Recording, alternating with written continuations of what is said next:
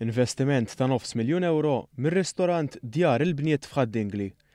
Ir-ristorant tal-familja Mifsud iservi ħafna ikel bnin u tradizzjonali Malti.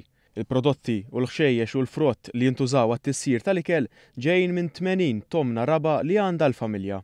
Djar il-Bniet fetaħ il-bibien tiegħu 3 snin ilu u minħabba li joffri kunċett differenti minn ristoranti oħrajn sar attrazzjoni ewlenija f'Ħaddingli kemm għall-Maltin kif ukoll għat-turisti li jinsertaw f'din il-lokalità. Kien għalhekk li s-sidien ħassu l-ħtieġa li jagħmlu dan l-investiment. Fis-sular t'isfel saret kċina apposta fejn il-pubbliku jkun jista' jipparteċipa f'attivitajiet u jsajjar ikel tradizzjonali Malti. Filwaqt li sar investiment f'forn li se jkun jista' jservi ftiera tipika Maltija. Djar il-Bniet ħaseb li jinvesti wkoll f'tamir teknoloġiku li permezz tiegħu kumpaniji lokali jistgħu jorganizzaw attivitajiet għall-impjegati tagħhom f'ambjent differenti. Dorian Mifsud, waħda mis-sidien qalet li dan l-investiment wassal biex ir-ristorant jimpjega iktar ħaddiema kemm fuq bażi full-time kif ukoll part-time. Id-domanda żdiedet, nirrifjutaw ħafna booking, speċjalment fil-weekend.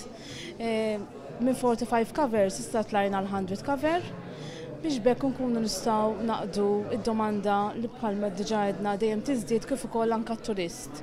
Id-domanda tat-turist dejjem tikber. L-investiment ġie inawgurat mill-Ministru għat-Turiżmu Konrad Mizzi li spjega kif investiment bħal dan joffri aktar attrazzjonijiet lit-turisti waqt li jkunu qegħdin iżuru l-lokalità ta' Ħaddingli fejn jispikka l-ġmiel naturali. Qed nattiraw ħafna turisti wkoll lejn dawn il-venues hawnhekk ġewwa Ħaddingli u aħna bħala Malta Tourism Authority u bħala Ministeru qed naħdmu biex dat-tip ta' prodotti jiġu inċentivati.